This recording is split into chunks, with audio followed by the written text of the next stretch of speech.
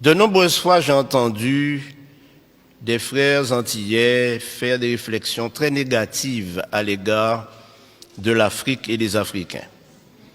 Mon problème est que c'est le résultat d'une coalition internationale dans le cadre du conflit cosmique où les médias du monde entier se sont ligués contre ceux qui ne sont pas décolorés.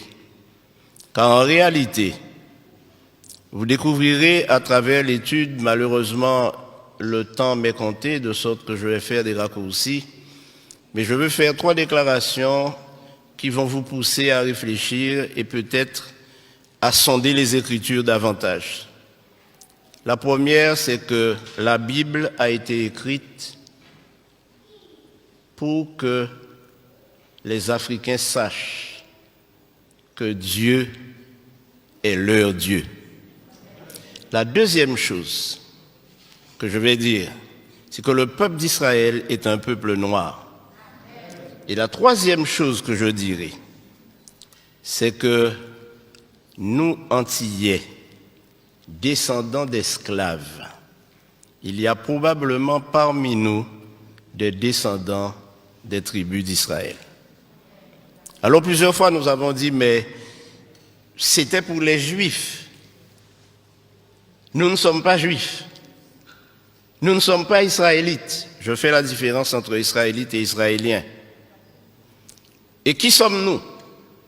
Et volontiers, nous nous décrivons comme des païens ou des païens convertis. Mais attention. Pour répondre à toutes les questions que j'ai soulevées, et ne m'en veuillez pas, il faut commencer par répondre à une première question. Où Dieu a-t-il planté le jardin d'Éden? Alors certains me diront toutes sortes de lieux géographiques. Mais si nous lisons attentivement, et j'aimerais, frères, vous dire que lire la Bible n'est pas suffisant.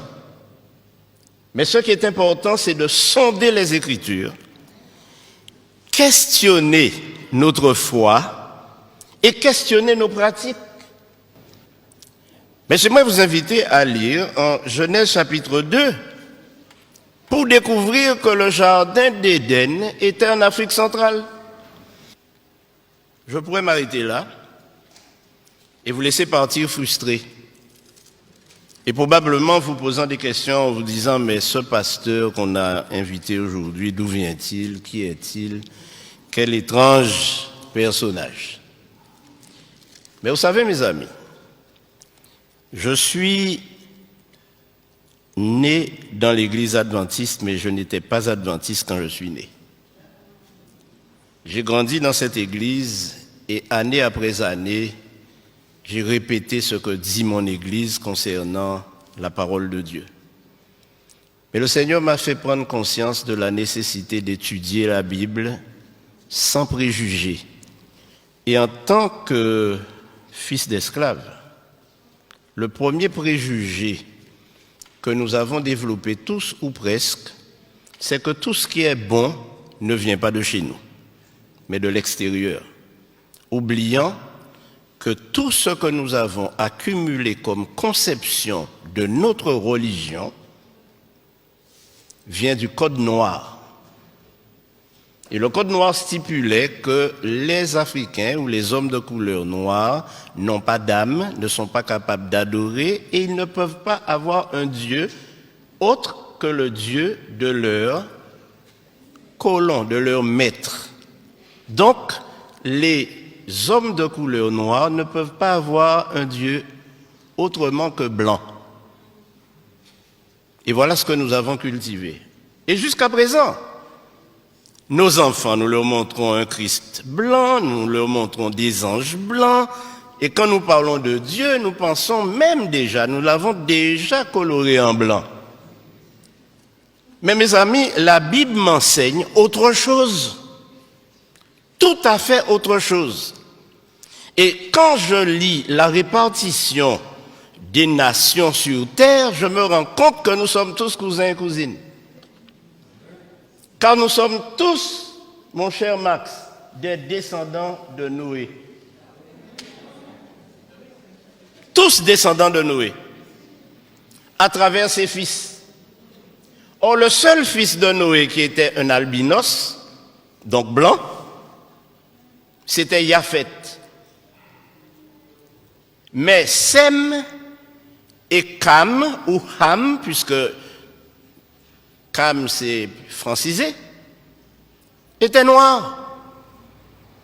Les Sémites sont des noirs. Les descendants de Sem sont des noirs. Et les descendants de Cam sont des noirs. Et c'est la Bible qui le prouve. Dans la généalogie de Jésus, il y a plusieurs Cananéens.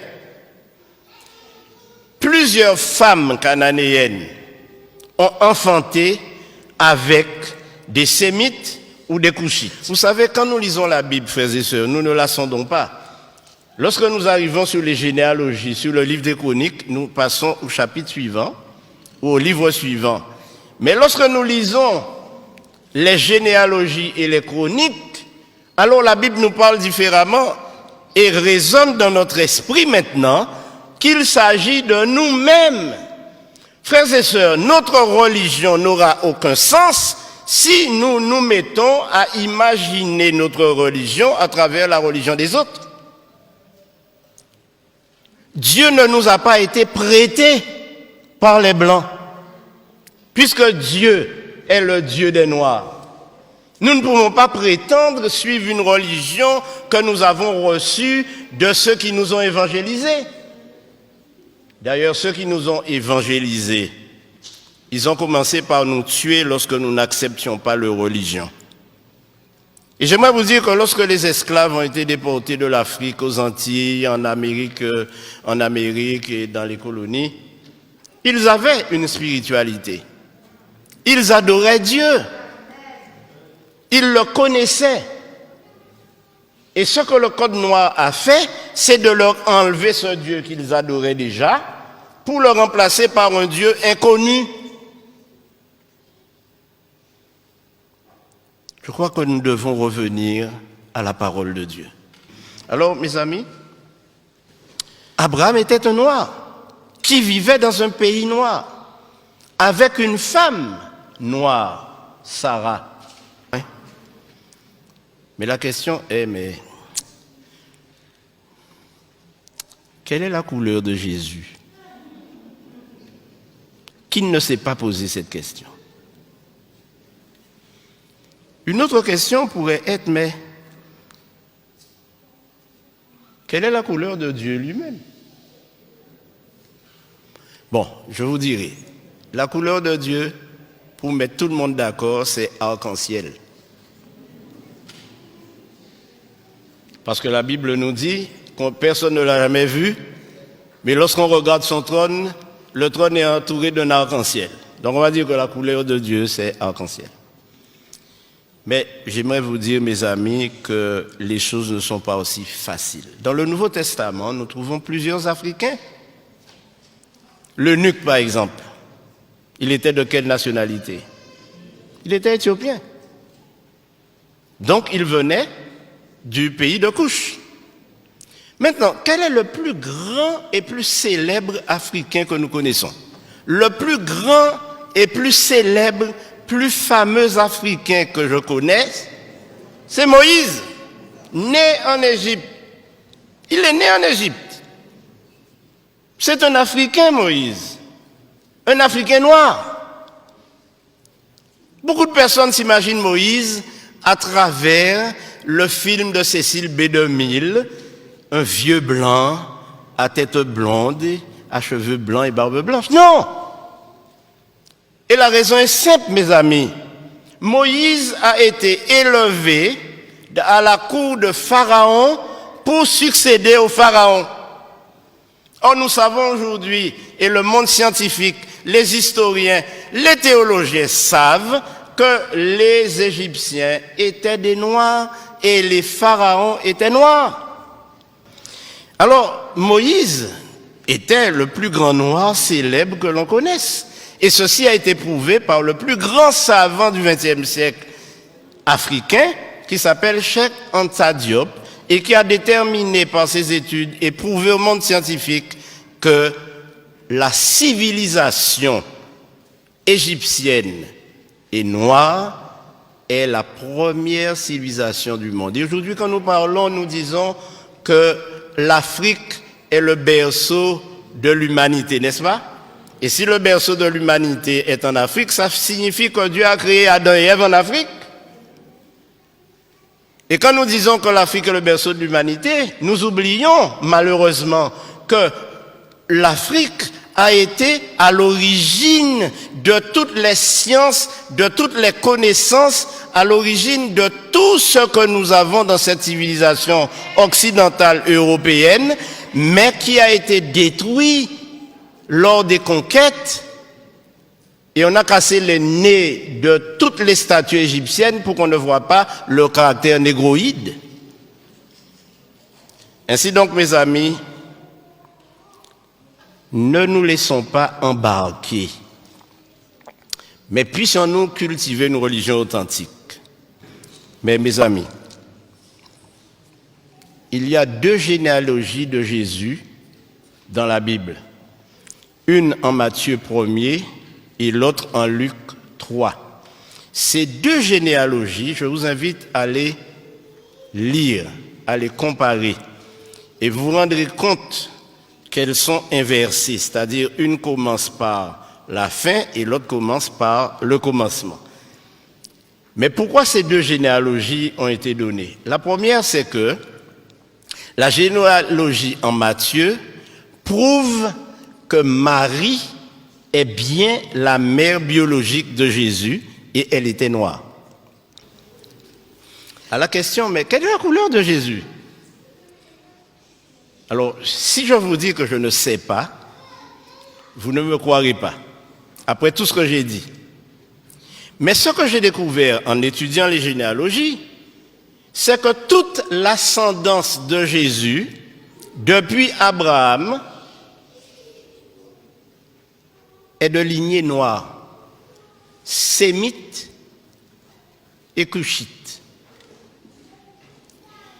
Alors évidemment, la conclusion est simple. Ne me faites pas dire que Jésus était noir, mais si vous me le faites dire, je le dirai. Alors, en Jean 8, 32, le Seigneur Jésus-Christ lui-même nous dit, connaissez ce texte? Vous connaîtrez la vérité et la vérité vous affranchira. Ce dont nous avons besoin aujourd'hui, frères et sœurs, c'est d'être affranchis de tous les concepts, de toutes les idées, de toutes les philosophies que nous entendons dans les sermons, que nous entendons dans les études, que nous entendons des gens afficher et affirmer.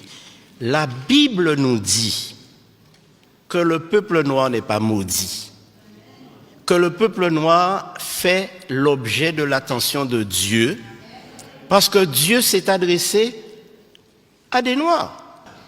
Donc, ce qu'il faut retenir, c'est que tous ces concepts que nous avons développés et qui font de nous des personnes complètement complexées, lorsque nous sommes dans un milieu où nous ne retrouvons pas les couleurs auxquelles nous sommes habitués, nous sommes complexés, nous avons l'impression d'être inférieurs. Nous ne sommes pas inférieurs devant Dieu.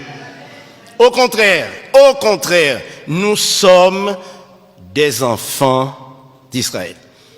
Il y a de cela 2 ans, j'étais au Ghana. J'étais à Kumasi, au Ghana. Et là, j'ai rencontré de nombreuses personnes qui m'ont dit « Nous sommes des descendants de Siméon ». Et ceci a éveillé mon attention. Mais savez-vous ce qui s'est passé? Lorsque les Romains sont entrés à Jérusalem et qu'ils ont commencé à persécuter les enfants d'Israël, qui étaient des Noirs, ils se sont enfuis en Afrique de l'Ouest. Et c'est pourquoi aujourd'hui, pratiquement toute l'Afrique de l'Ouest est peuplée de descendants d'Israélites. Cherchez et vous trouverez à Man, en Côte d'Ivoire, des descendants de la tribu de Dan. Et si vous allez jusqu'en Afrique du Sud, vous trouverez les Lemba qui eux aussi sont des Israélites, qui pratiquent tous les rites juifs sans avoir été évangélisés par aucune nation. Alors mes frères, Simon de Cyrène, c'était un noir. Mais je terminerai par ce qui va vous renverser sur votre siège. L'apôtre Paul était un noir. Et je vous donne la référence, lisez-la à la maison. Acte 21, versets 37 et 38. Quand l'apôtre Paul s'est présenté, on lui a posé la question, mais n'es-tu pas cet Égyptien qui soulève des foules? S'il était pris pour un Égyptien, Paul n'était rien d'autre qu'un nègre marron, comme moi-même.